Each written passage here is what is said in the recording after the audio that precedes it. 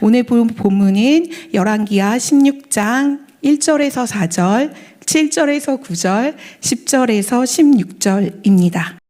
제가 먼저 읽으면 그 다음 절을 읽어주시면 되겠습니다. 네, 1절을 읽겠습니다.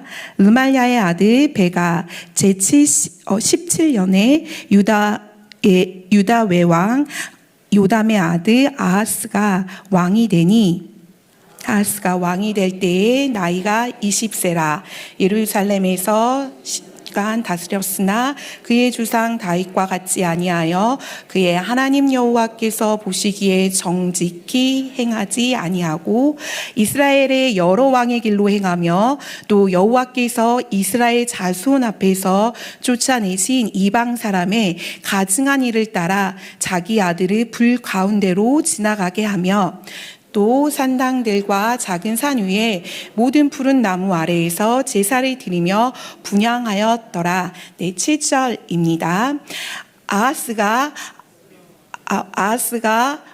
아수로 왕 디글랏빌레셋에게 사자를 보내 이르되 나의 왕의 신복이요 왕의 아들이요 이제 아람 왕과 이스라엘 왕이 나를 치니 청하건대 올라와 그의 손에 나를 구원하소서 하고 아하스가 여호와의 성전과 왕국 곳간에 있는 은금을 내어다가 아수르 왕에게 예물로 보내더니 아수르 왕이 그 청을 듣고 곧 올라와서 다메섹을 쳐서 점령하여 그 백성을 사로잡아 기르로 올리고 또 르신을 죽였더라. 아하스 왕의 디글랏빌레셋을 만나러 다메섹에 갔다가 거기 있는 제단을 보고 아하스 왕이 그 제단의 모든 구조와 제도의 양식을 그려 제사장 우리아에게 보내더니 아하스 왕이 다메섹에서 돌아오기 전에 제사장 우리아가 아하스 왕이 다메섹에서 보낸 대로 모두 행하여 제사장 우리아가 제단을 만든지라. 왕이 다메섹에서 돌아와 제단을 보고 제단 앞에 나아가 그 위에 제사를 드리고 자기의 번제물과 소제물을 불사르고 또 전제물을 붓고 수은제 짐승의 피를 제단에 뿌리고 또 여호와의 앞 곧 성전 앞에 있던 놋제단을 새 제단과 여호와의 성전 사이에 옮겨다가 그 제단 북쪽에 그것을 두니라. 아하스 왕이 제사장 우리아에게 명령하여 이르되 아침 번제물과 저녁 소제물과 왕의 번제물과 그 소제물과 모든 국민의 번제물과 그 소제물과 전제물을 다 이 큰 제단 위에 불사르고 또 번제물의 피와 다른 제물의 피를 다 그 위에 뿌리라. 오직 놋제단은 내가 주께 여쭐 일에만 쓰게 하라 하매 제사장 우리아가 아하스 왕의 모든 명령대로 행하였더라. 아멘. 네, 오늘은 아하스 왕의 실패를 통해서 우리의 믿음의 결단을 어떻게 해야 될지에 대해서 함께 보고자 합니다. 네, 우리는 현대를 살아가고 있죠.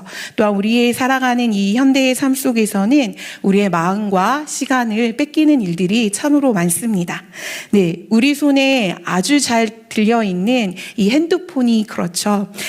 저도 요 근래만 해도 잠이 잘 오지 않으면 핸드폰을 켜고 한 1시간 정도 보다가 잠을 잤던 시간들이 꽤 있었던 것 같습니다. 그 시간들은 정말 쓸데없는 시간이고 아까운 시간임에도 불구하고 그 시간에 무엇을 해야 될지 몰라서 그렇게 우리가 뒤척이고 쇼츠를 보고 유튜브를 보면서 우리의 잠을 이루는 모습을 보게 되죠. 또한 우리는 우리의 시간을 뺏는 많은 일과 중에 또 수다도 있는 것 같아요. 우리가 함께 보고 또한 교제함이 기쁨이지만 우리 안에 끊임없이 같은 말을 돌려서 이야기하는 이 수다는요, 어쩌면 우리의 갈망을 풀어줄 것 같지만 우리의 갈망을 전혀 풀어주지 않고 그 말이 혹여라도 우리에게 꼬리에 꼬리를 물어 안 좋은 이야기들이 우리 귓가에 들리는 모습들도 우리는 보게 됩니다. 이렇게 우리의 시간과 마음을 뺏기는 그곳 곳에 바로 우리의 우상이 있다라고 우리는 알고 있죠. 그런데 많은 사람들은 자신의 가치와 또한 내가 가치를 평가받기 위하여 끊임없이 소셜 미디어에 나의 모든 것들, 내가 가장 가치 있다고 생각하는 것들을 올리며 계속적으로 나를 인정해 달라는 그 모든 우리의 갈망들을 우리가 표현할 때가 많다라는 것입니다. 이 모든 것이 하나님 앞에 있지 않을 때 어떠한 문제가 일어나는지 우리 오늘 본문 1절에서 4절의 말씀을 통하여 또한 이 16장에 있는 아하스 왕의 이 모습을 통하여 함께 보도록 하겠습니다. 1절에서 4절의 말씀입니다. 제가 한 번 더 읽도록 하겠습니다. 르말랴의 아들 베가 제17년에 유다의 왕 요담의 아들 아하스가 왕이 되니 아하스가 왕이 될 때의 나이가 20세라. 예루살렘에서 16년간 다스렸으나 그의 조상 다윗과 같이 아니하여 그의 하나님 여호와께서 보시기에 정직히 행하지 아니하고 이스라엘의 여러 왕의 길로 행하며 또 여호와께서 이스라엘의 자손 앞에서 쫓아내신 이방 사람의 가증한 일을 따라 자기 아들을 불 가운데로 지나가게 하며 또 산당들과 작은 산 위와 모든 푸른 나무 아래에서 제사를 드리며 분향하였더라. 그 아하스 왕은요, 우상 숭배를 했을 뿐만이 아니라 다윗의 길을 따라가지 않은 유대의 왕 중에 하나로 우리는 기억하고 있습니다. 그가 유다의 왕으로 16년을 통치한 그 통치 기간 동안에 그는 먼저 1절과 4절 안에서요, 조상 다윗의 길을 가지 않았다라고 이야기합니다. 그리고 자녀를 불 가운데 지나가게 하는 잔인한 행위를 서슴지 않고 진행한 것들을 우리는 이 열왕기의 평가를 통해서 알 수 있게 됩니다. 아하스 왕은요, 하나님을 섬기는 왕이었어요. 특히나 남유다의 왕들은 다윗의 왕조의 그 언약을 신실하게 지키며 그 하나님만을 섬기며 가야 하는 왕이었던 것이죠. 그러나 그는 하나님의 통치를 어지럽힌, 그리고 하나님의 언약을 신실하게 잃어버린 왕으로 등장합니다. 여러분들, 우린 신명기를 통해서요, 이스라엘 백성들이 하나님의 언약을 체결한 백성인 것을 압니다. 또한 하나님께서 모세를 통해서 시내산의 언약을 체결한 그 언약의 체결은 야훼 하나님께서 이스라엘의 하나님이 되고 또한 이스라엘은 하나님의 백성이 된다라는, 이렇게 뗄래야 뗄 수 없는, 그리고 정확하게 계약이 성립된 상태로 이들의 여정, 그리고 이들의 삶은 시작된다라는 거죠. 그 언약은 신실하게 다윗 왕가를 통해서 신실하게 그 언약들이 이루어져 가고 흘러가고 있었습니다. 그렇기 때문에 이스라엘 백성들은요, 누구의 언약이냐면 바로 하나님의 관계, 그리고 하나님과의 그 언약이 체결된, 그래서 순수하게 하나님만을 따르고 살아야 되는 민족이었다라는 것이죠. 그렇기 때문에 하나님은 신명기 12장을 통해서 이스라엘 백성들의 그 순수성을 지키기 위하여 중앙 성소, 즉 야훼가 선택한 그 장소에서만 예배를 드리라고 말씀해 주셨어요. 이것은 이스라엘이 종교적으로 또한 사회적으로 자신의 정체성들을 하나로, 하나님이라는 그 한 분으로 통일하기 위하여 분산된 예배가 아니라 중앙의 한 장소, 지정된 그곳에서 예배를 드리라고 하나님께서 그들에게 말씀하셨던 것이죠. 또한 하나님께서는요, 어떠한 이야기를 그들에게 강력하게 하셨냐면 가나안 족속을 멸망할 뿐만 아니라 그들의 신을 숭배하지 말라고 이야기하십니다.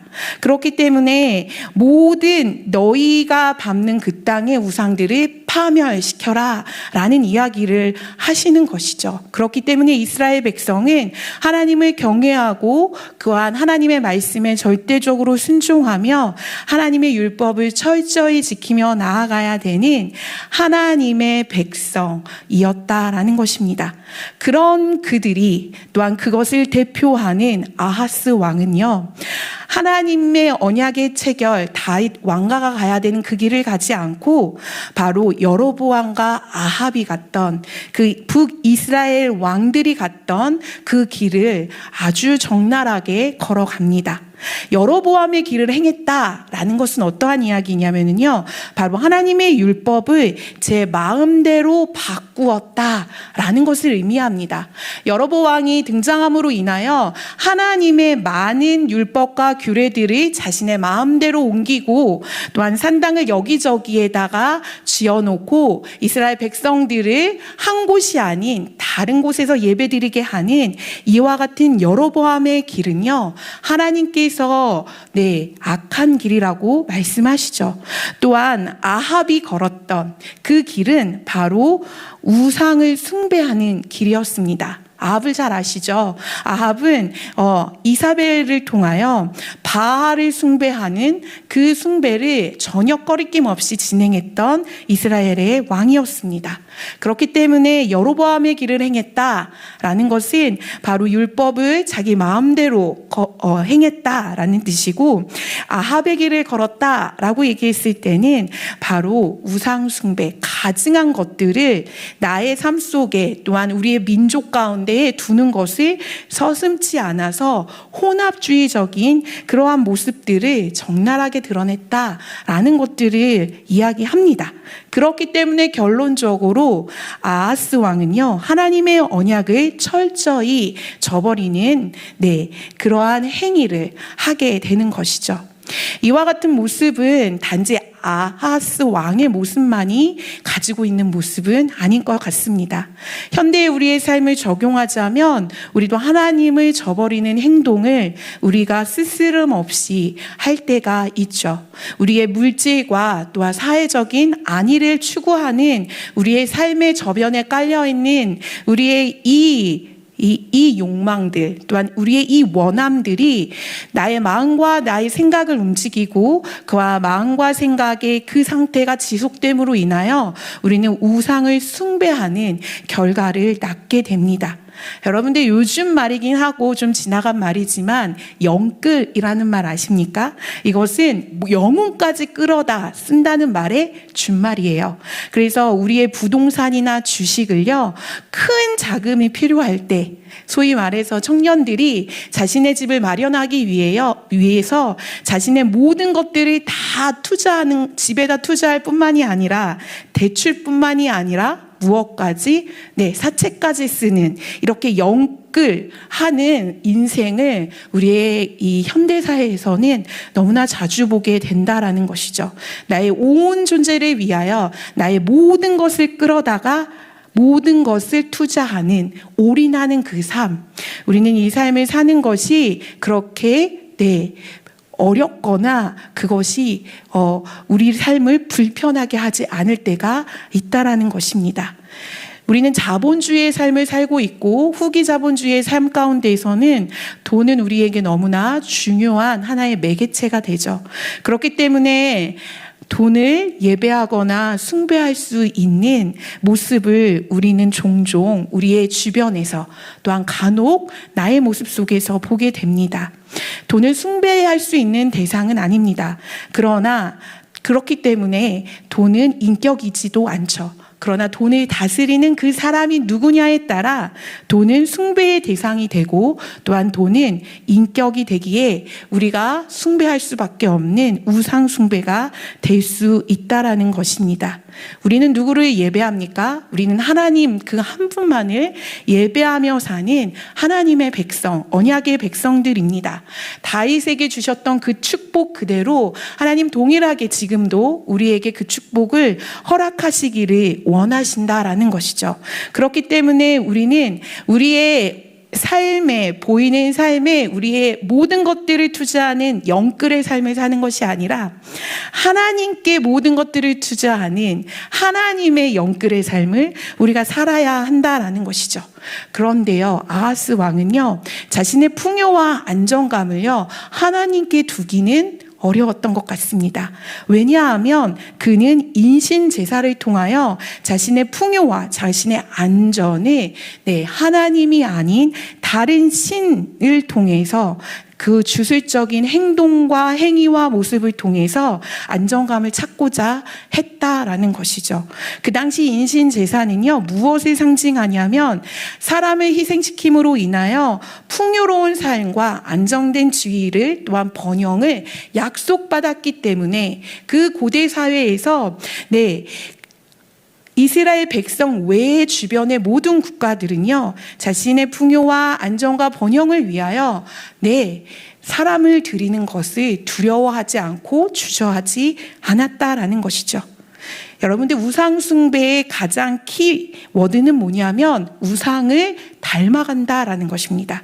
그렇기 때문에 그 우상 숭배는 결국 우리 자신을 파괴하게 되는 것이죠. 예배소서 5장 5절에 이러한 이야기가 있어요. 너희도 정녕 이것을 알거니와 음행하는 자, 더러운 자, 탐하는 자는 곧 우상숭배니 다 그리스도 예수와 하나님 나라의 기업을 얻지 못한다라고 말하고 있습니다. 우상숭배, 저는 하지 않습니다. 내가 매일같이 예배를 드리고 새벽 예배를 드리고 주님 앞에 나아오는데 우상숭배가 웬 말입니까? 라고 우리는 이야기할 수 있고 또한 말할 수 있을 것 같습니다.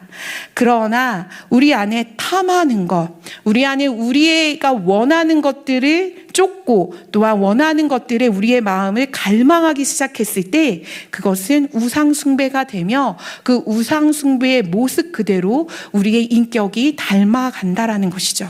그것은 결국 하나님 외에는 모든 것들은 피조물이기에 그 끝은 파멸이고 멸망일 수밖에 없음을 우리는 반드시 알아야 한다라는 것입니다. 그렇기 때문에 우리는 우리 자신을 끊임없이 하나님 앞으로 돌이켜 항시 하나님 앞에 서 있는, 그리고 항시 하나님 앞에 내가 하나님 아닌 외의 것들을 섬기고 있는지에 대해서 우리의 자신을 두드리고 살펴야 하겠습니다. 그러한 삶을 우리가 살 때 하나님 앞에서 우리에게 주신 그 언약을 잃어버리지 않고 살 수 있다라는 것이죠. 오늘 7절과 9절에서는 바로 아하스 왕이 어떠한 선택을 하는지 또 한번 보도록 하겠습니다. 7절과 9절입니다. 아하스가 아수르 왕 디글랏빌레셀에게 사자를 보내 이르되 나는 왕의 친복이요 왕의 아들이라. 이제 아람 왕과 이스라엘 왕이 나를 친히 청하건대 올라와 그 손에서 나를 구원하소서 하고, 아하스가 여호와의 성전과 왕국 곳간에 있는 은금을 내어다가 아수르 왕에게 예물로 보내더니 아수르 왕이 그 청을 듣고 곧 올라와서 다메섹을 쳐서 점령하여 그 백성을 사로잡아 기르고 올리고 또 르신을 죽였더라. 아하스 왕은요, 우상을 숭배했을 뿐만이 아니라 정치적 선택도 믿음의 결핍으로 진행을 합니다. 아하스 왕은요, 지금 어떠한 상황이냐면, 아수르의 그 거대한 제국의 그 힘과 그 성장 앞에 모든 마음을 굴복시킨 상태입니다. 조금 더 우리가 그 정황을 알려면은요, 아하스가 왜 굳이 아수르 왕, 그 가장 강력한 디글랏빌레셀 제3세, 역사에선 그렇게 나오거든요. 이 3세에게 왜 나의 왕의 신복이요? 라고까지 이야기할 수밖에 없었을까요?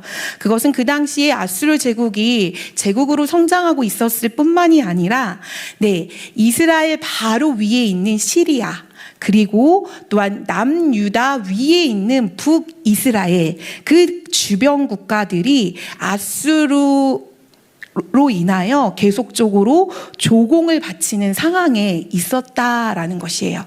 그렇기 때문에 남유다는 그와 같은 상황에 있지 않았지만 북이스라엘과 그 주변, 그 위에 있는 그 모든 것들을 통치하고 있었던 시리아의 르신 왕까지 다 아수르의 조공을 바치고 있는 상태였기 때문에 이들도 심심치 않은 압박을 받고 있었다라는 것입니다.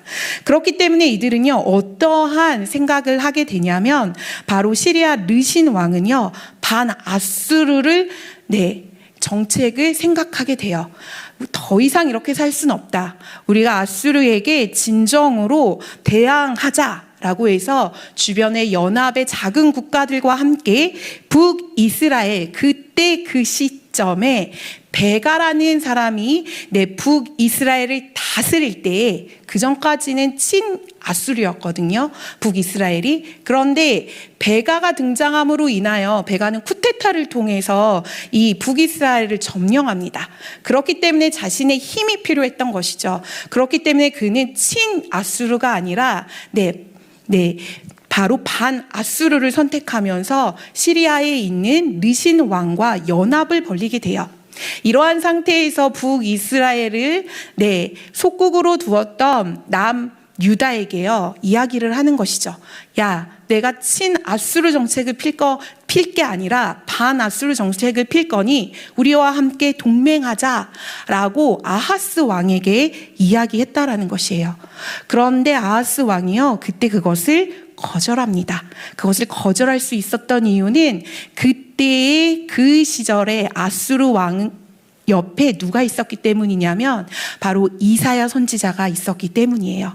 그래서 이사야 선지자가 이사야 7장과 9절에서 이야기하는 것처럼 임마누엘의 하나님을 아하스 왕에게 이야기합니다.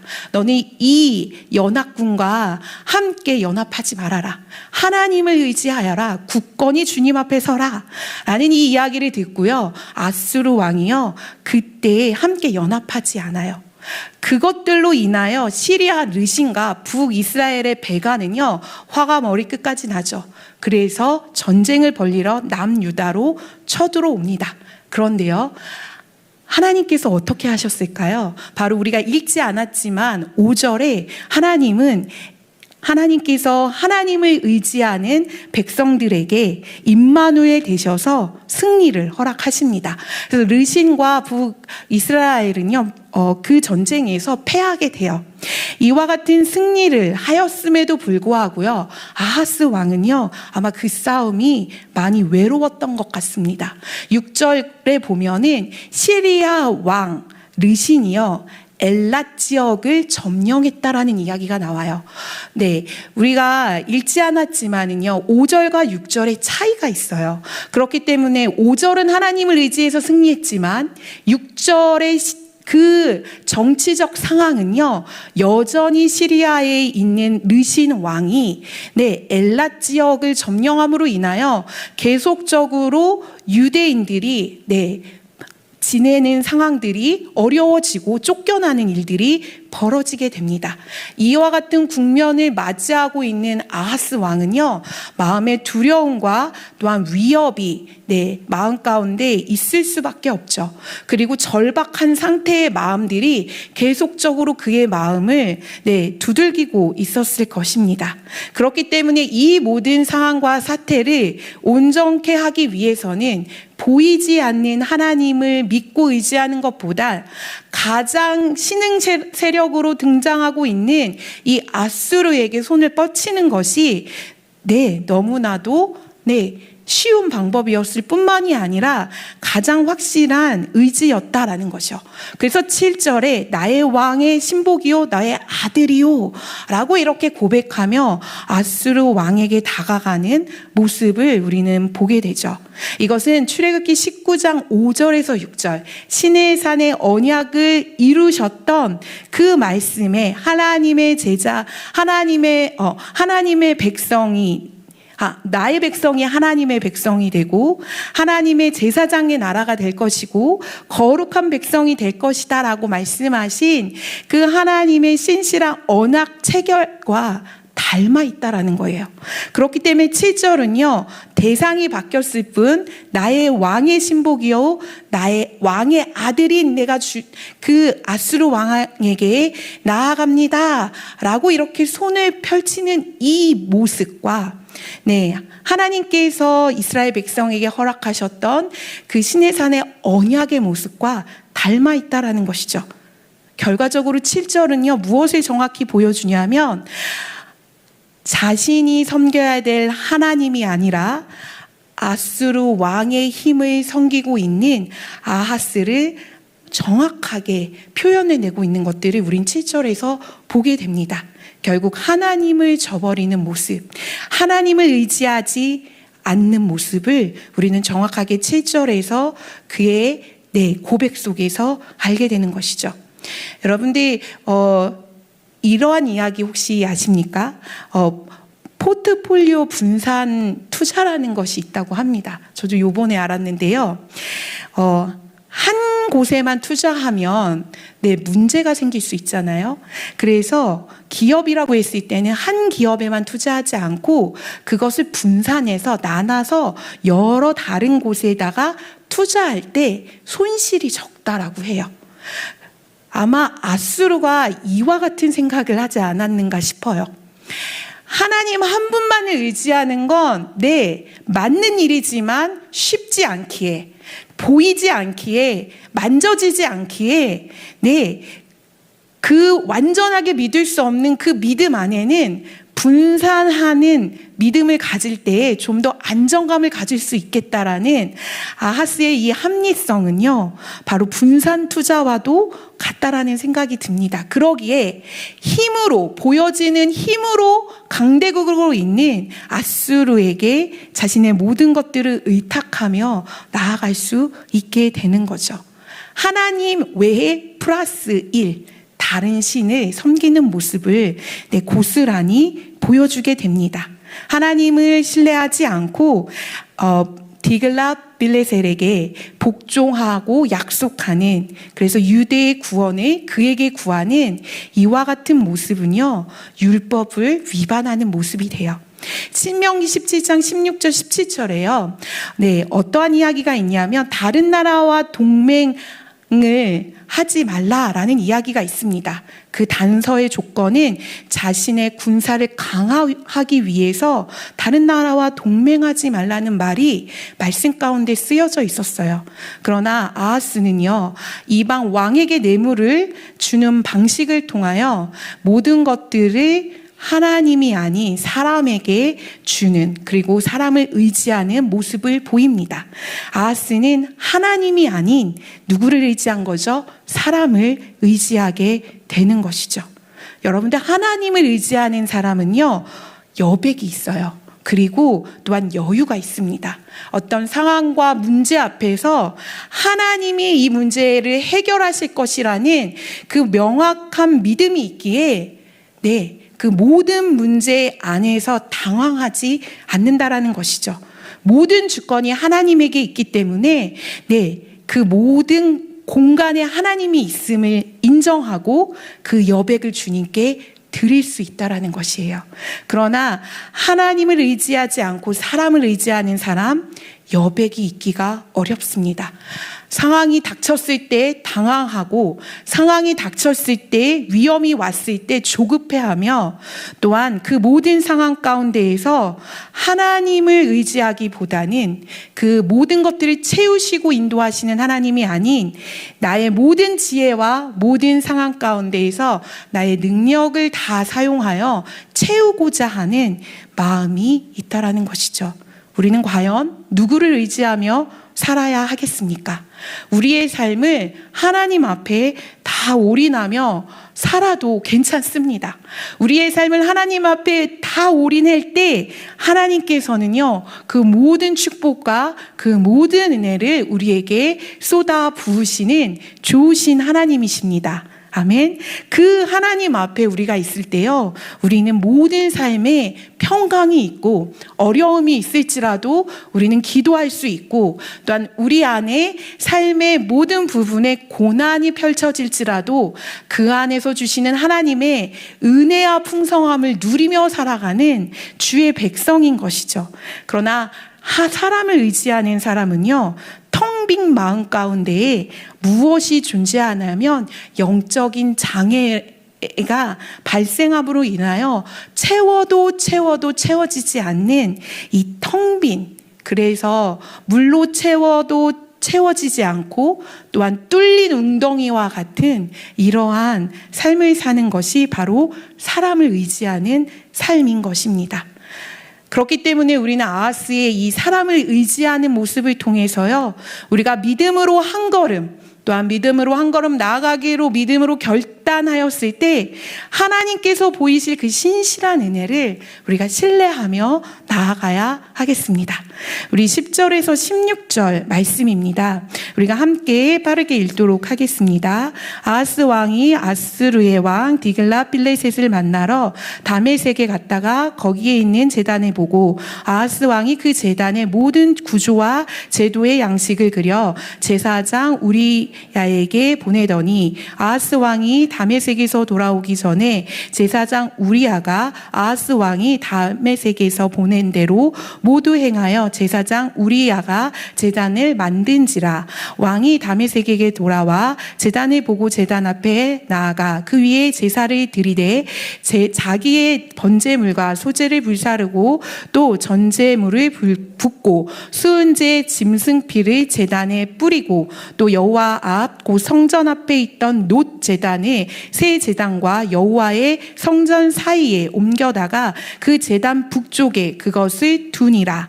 아하스 왕이 제사장 우리야에게 명령하여 이르되 아침 번제물과 저녁 소제물과 왕의 번제물과 그 소제물과 모든 국민의 번제물과 그 소제물과 전제물을 다 이 큰 제단 위에 불사르고 또 번제물의 피와 다른 제물의 피를 다 그 위에 뿌리라. 오직 놋 제단은 내가 주께 여쭐 일에만 쓰게 하라 하매 제사장 우리야가 아하스 왕의 모든 명령대로 행하였더라. 네, 아하스는요, 하나님의 제단을 버리고 이방의 제단을 따르게 됩니다.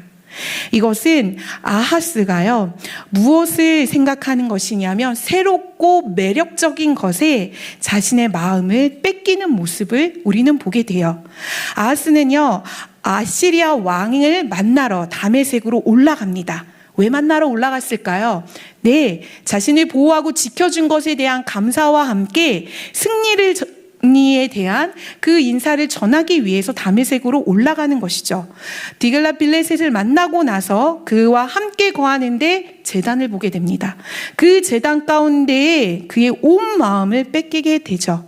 제가 그림으로 갖고 오지 않았지만 이스라엘 백성들이 드렸던 놋 제단과 또한 이 다메섹에 있었던 역사적으로는 리몬 신전이라고 하더라고요. 이 리몬 신전에 있던 이 세 제단은요, 네, 보기에도 많이 좀 다르지만 더 그럴싸하고 더 조각이 많이 되어 있고 더 아름다워 보이더라고요.